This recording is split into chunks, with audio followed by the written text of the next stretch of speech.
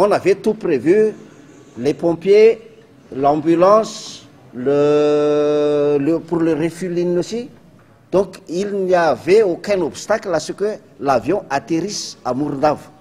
D'autant plus qu'un avion un peu plus gros peut atterrir à Mourndave par rapport à l'avion qui transportait l'ancien président. Donc là, ça a été prévu. Là aussi, pour des raisons de stratégie, et puis je pense que dans le cadre pratique, on a alerté, on a avisé l'avion du lieu d'atterrissage que lorsqu'il entre dans l'espace aérien de Madagascar.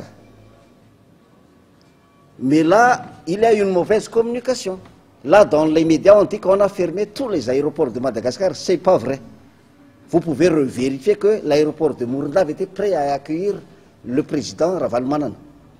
Il y avait déjà les hommes, ça n'a pas été mentionné dans le NOTAM, l'aéroport de Mourndave. Mais c'est l'avion qui a voulu rentrer en Afrique du Sud. Et moi, je vous dis que j'ai demandé de nouveau, parce que ça a été prévu dans ma lettre au mois de septembre 2011, comme quoi, le mieux c'est que pour que le retour soit réglementé, pour que les autres passagers ne prennent pas des risques, il faut que ce soit un avion spécial qui prenne en charge l'ancien président. Et j'ai de nouveau reformulé cette demande-là lorsque l'avion était retourné en Afrique du Sud. J'ai vu par voie de médias qu'au niveau de la présidence de l'HAT, ils ont déjà formulé une demande dans ce sens-là. Toujours selon ce responsable de la sécurité, l'ex-chef d'État aurait dû être de retour dans son pays natal depuis le 23 septembre dernier, mais suite à la demande du dirigeant de l'Afrique du Sud, cela a été reporté le 11 octobre dernier et n'a pas eu lieu finalement pour bon nombre de raisons. Selon les décisions du régime actuel, un avion spécial serait envoyé en Afrique du Sud pour ramener l'ex-chef d'État Marc Ravalomanana dans son pays natal. En règle générale, chaque aéronef qui pénètre l'espace aérien d'un autre pays se doit de suivre à la lettre toutes les instructions émises par les techniciens du tour de contrôle du pays en question. Le cas contraire serait passible de sanctions à l'encontre du pilote et de la compagnie aérienne, selon les explications émanant des responsables auprès de l'aviation civile de Madagascar. Car au lieu de cela, le pilote de l'avion qui devait ramener l'ex-chef d'État Marc Ravalomanana à Madagascar a préféré faire un demi-tour à Johannesburg. La question qui se pose actuellement est de savoir si l'aéronef, emmenant à son bord l'ex-chef d'État samedi dernier, avait déjà franchi les limites de l'espace aérien malgache lorsque les pilotes ont reçu le NOTAM.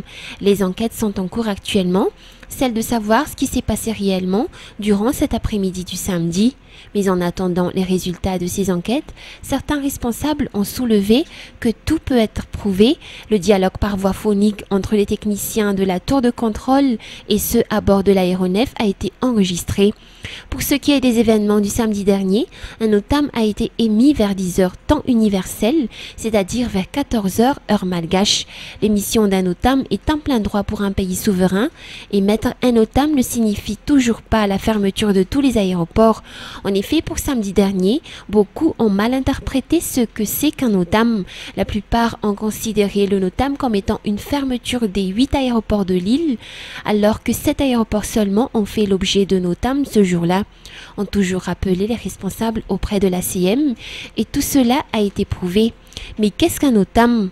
NOTAM, ou Notice to Airmen, est un document technique adressé à tout personnel technique navigant, son but étant de porter à leur connaissance toute éventuelle anomalie qui pourrait survenir sur un aérodrome de destination, entre autres des travaux sur le tarmac, une insuffisance de carburant, des travaux sur les pistes, des catastrophes naturelles et bien d'autres encore. Bref, assurer la sécurité d'un vol. Et là encore, des précisions devraient se faire, car un vol se définit à partir d'un décollage de l'aéronef jusqu'à son atterrissage.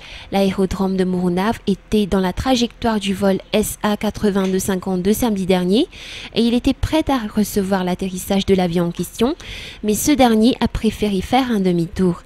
Les responsables étaient contraints d'émettre un NOTAM, vu les manifestations qui ont eu lieu à Ivatu. Cette idée de faire un détour concours appartient uniquement au pilote de cet aéronef et incombe leur responsabilité. Dans tous les cas, les résultats des diverses enquêtes en cours démontreront ce qui s'est réellement passé durant ce fameux samedi.